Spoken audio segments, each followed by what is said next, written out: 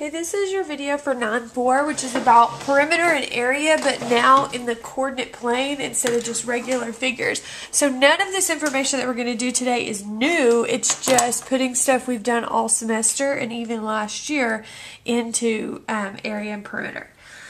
Alright, so we need to remember the distance formula here, which is based off Pythagorean theorem. So I would just prefer if you would use Pythagorean theorem, you're less likely to get confused.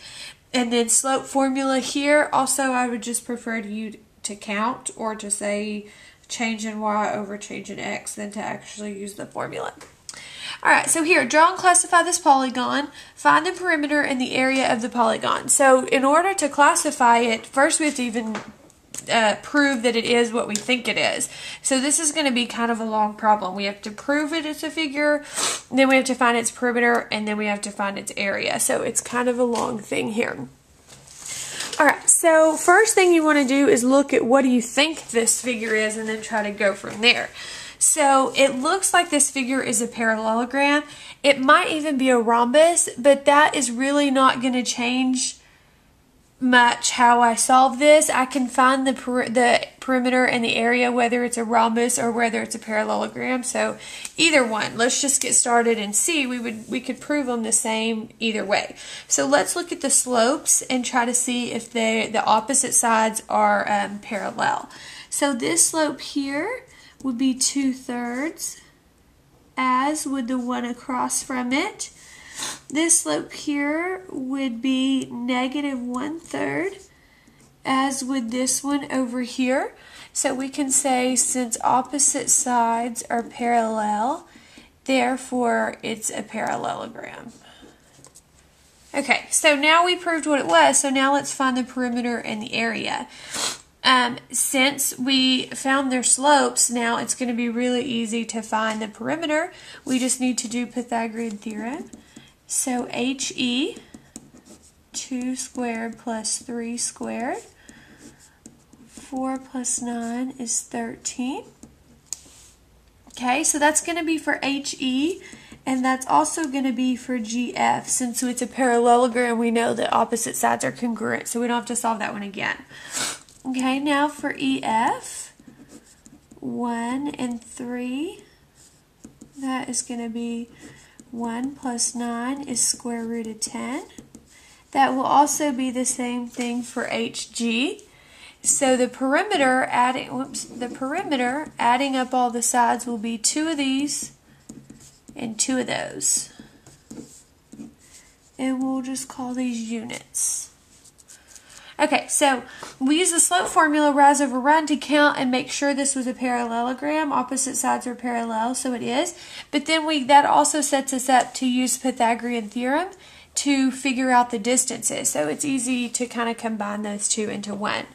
Now the last thing we need to do is find the area. Formula for area of a parallelogram is base times height. This one's not going to be that easy to find base and height.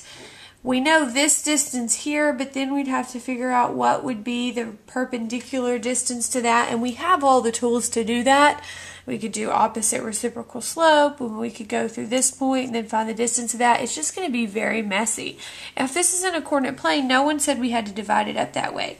So actually the easier way to find the area of this would be to turn it into 2 triangles. Do kind of what we did with irregular figures.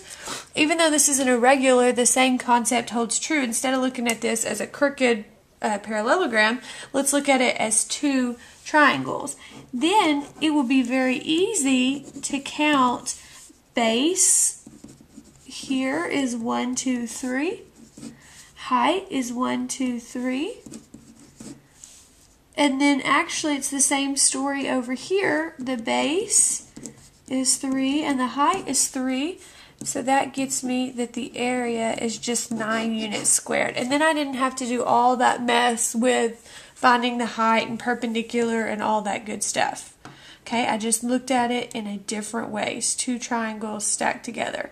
2 triangles stacked together are still going to have the same area as that one parallelogram. So it doesn't matter how I get there, as long as I get there. Okay, find the area of the polygon with the following vertices. So this is our polygon right here. It's probably a rectangle. we could go and figure that out if I wanted to do the problem like I just did the last example. But here's a shortcut to this. And this is a problem that comes up on the SAT a lot, so this is a good strategy to have.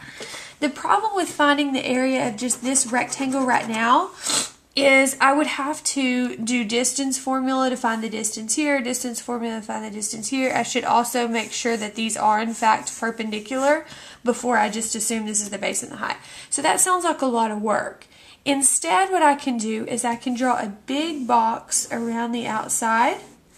Then I have this rather large rectangle that I can easily find the area of. So I know that's base times height, so I can just count. So this is 8 by 6, so the large area is 48.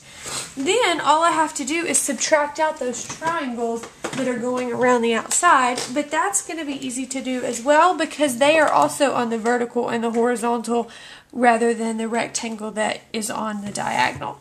So let's do triangle A, 1/2 base times height. This is going to be 3 by 6, so that's going to be 9.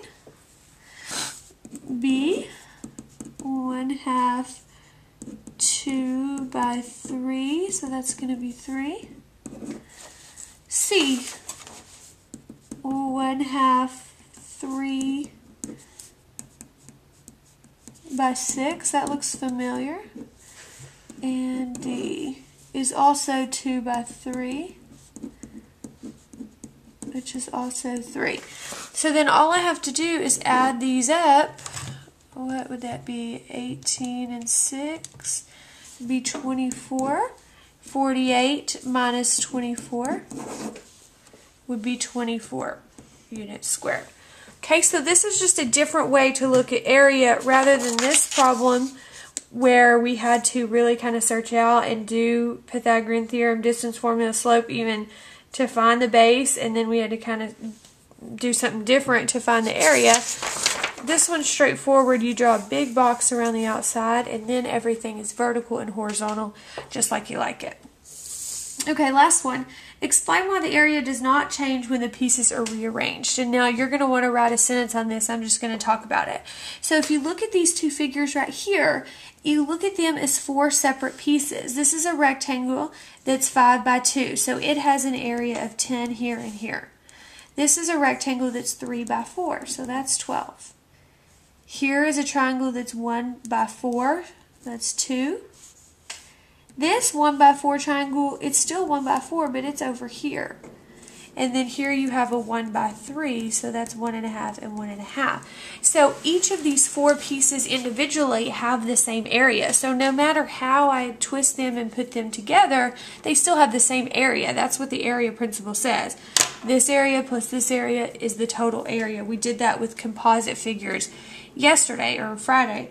So it doesn't matter in which order I arrange them. Area is area, no matter if they're all put together or if there's a hole in the middle. They are still going to have the same area of 25.5. All right, see you tomorrow.